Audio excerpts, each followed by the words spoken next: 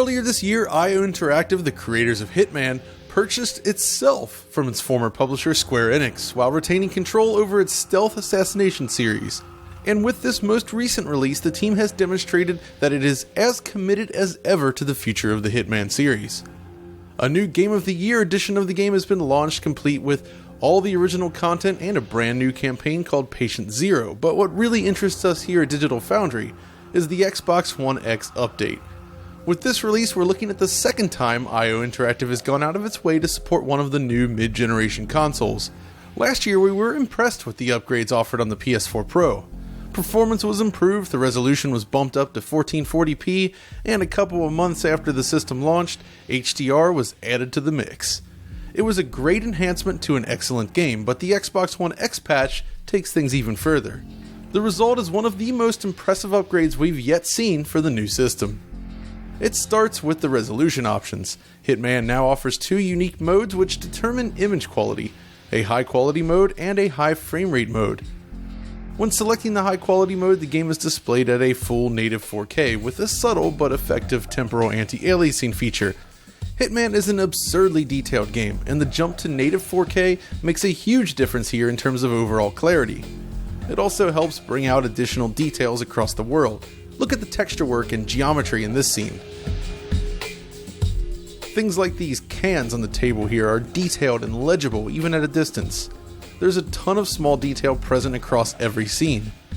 Hitman also makes heavy use of parallax occlusion maps, which allows textures to accept shadows and appear fully three-dimensional under normal gameplay circumstances. What's impressive here is just how many surfaces in the game use this technique. It's difficult to think of any other game with this much POM, and it really stands out at these higher resolutions. We also appreciate the addition of things like these grass shaders in some scenes. It looks really nice. Texture filtering is also amped up here, enabling sharper surface detail at a distance, while shadow quality is further enhanced when using the high quality mode. What's more fascinating here is that Hitman has evolved. The visuals have changed since the launch of the game, with richer overall lighting across the various stages and modified color grading. It's subtle but effective and helps transform the game into something even more beautiful, and this appears to apply to all versions. Okay, so the other option then on Xbox One X is a high performance mode, and this mode runs at 1440p just like the PS4 Pro. What's interesting here is that we see a slight increase in distant detail on the Xbox One X versus the Pro. The railings and windows in this scene are more detailed, for instance. So why offer these two modes then? Well, that should be pretty clear. It's all about frame rate stability. With the high quality mode, you can toggle between a capped or uncapped frame rate, and by using the 30 FPS cap, Hitman offers a mostly stable 30 FPS experience at native 4K, while uncapping it provides somewhat less stable performance overall. The high frame rate mode, however, removes the option to cap the frame rate at 30 and instead aims for a full-on 60 frames per second, and the leap is quite significant. What's interesting here is that we can now compare the native 4K mode with an unlocked frame rate against the 1440p mode and see how the two stack up. The high frame rate mode then offers precisely that. It's not locked at 60 FPS, mind you, but it's very close to achieving it in most scenes. The native 4K mode in comparison then falls below this level of performance as you'd expect, and instead sits on par with the original Xbox One and PS4 release at 1080p. Considering that we're talking about 4 times the resolution here, that gives you an idea of where the console falls. Keep in mind though that this version of Hitman does include improved visuals and lighting over that version that we tested back in 2016. Now unfortunately, things aren't always this fast. Case in point, Marrakesh. This map has proven itself to be the most demanding map in the game thus far, with frame rates that often dip below the target rate. Even with the 30 FPS cap engaged, the 4K mode is not 100% locked here. The high frame rate mode also suffers as you'd expect, with noticeable slowdown throughout these busy areas of the level. Still, this appears to be the absolute worst case thus far in the game, and performance is still vastly superior to the original release on any other console. Which kind of begs the question then, how does it stack up against its main rival, the PlayStation 4 Pro? Well, for this test we've selected several different stages and plan to run through each of them on both consoles, starting here with the Paris map. For the best comparison, we've opted to compare the 1440p high performance mode on Xbox One X against the Pro's fixed 1440p mode, with both using an uncapped frame rate. And what we're seeing here is interesting. Xbox One X comes close to delivering a locked 60 frames per second at 1440p, with slightly increased levels of detail all around. In comparison, the PS4 Pro falls roughly 20 frames or so behind in nearly every scene here. Which means for stability's sake on the Pro, you're going to want to play with a 30 FPS cap engaged, while Xbox One X owners can enjoy this at a mostly stable 60 frames per second. Moving over to Sapienza, the results are similar once again. This is one of the lighter maps in the game, and the Xbox One X has little trouble reaching and maintaining 60 frames per second in these areas. As you'd expect, it looks and feels fantastic in this mode. Needless to say, the 4K mode is also locked at 30 FPS in this map if you're using the cap.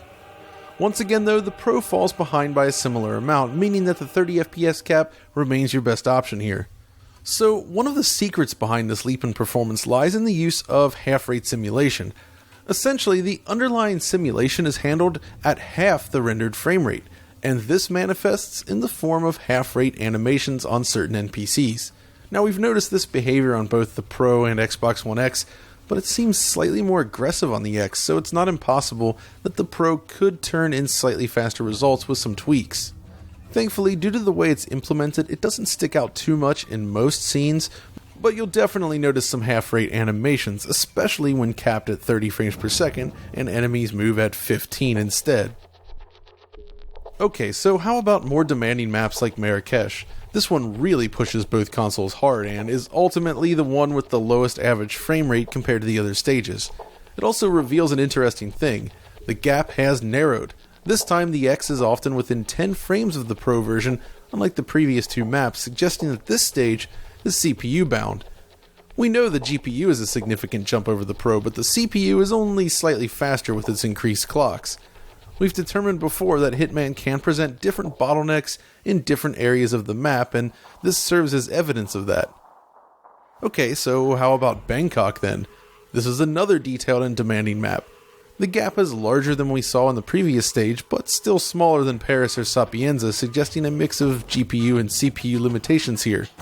The drops in Marrakesh certainly make sense though, but the performance dips here are a little bit more severe than we would have hoped for this map, making it the second most demanding of the season.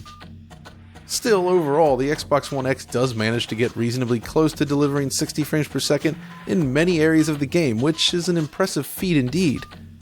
With the numbers we're seeing, this might actually be the perfect game to test using a FreeSync display in the future, as it should eliminate all judder, provided it works as hoped.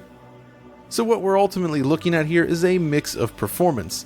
The native 4K mode offers a nearly locked 30 FPS experience with a couple of areas such as Marrakesh exhibiting minor dips below that line. The high frame rate mode is less successful at holding 60 FPS of course, but it still comes reasonably close and feels great as a result. What's really impressive about it though is that it still runs at 1440p. Most other high frame rate modes, such as those in Gears of War 4 or Rise of the Tomb Raider, drop all the way to 1080p, but Hitman retains a higher overall rendering resolution, which is just great.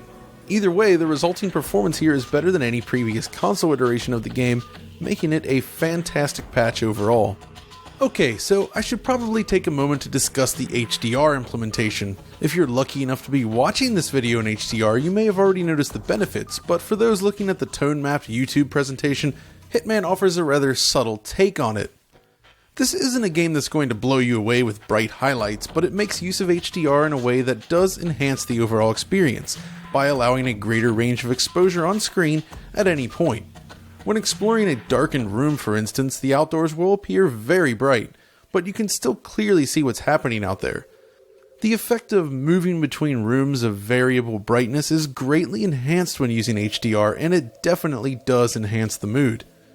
Ultimately, HDR isn't a must for Hitman, but it does greatly enhance the atmosphere if you have the option, resulting in a richer overall experience.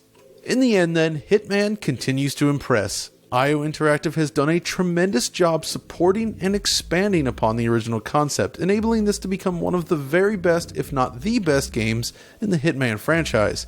It looks great, plays well, and takes full advantage of every console platform. The only thing I'd like to see in a future season, if I'm doing a quick wish list, is the return of Jesper Kyd for the soundtrack, maybe even a collaboration of sorts with the current composer.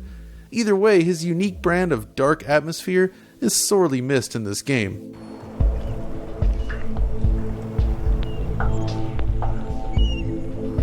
Sir? That's all for now though. Hopefully you found this look at the evolving world of assassination that is Hitman interesting, and if so, be sure to like, subscribe, and follow us over on Twitter. And until next time, this is John signing off.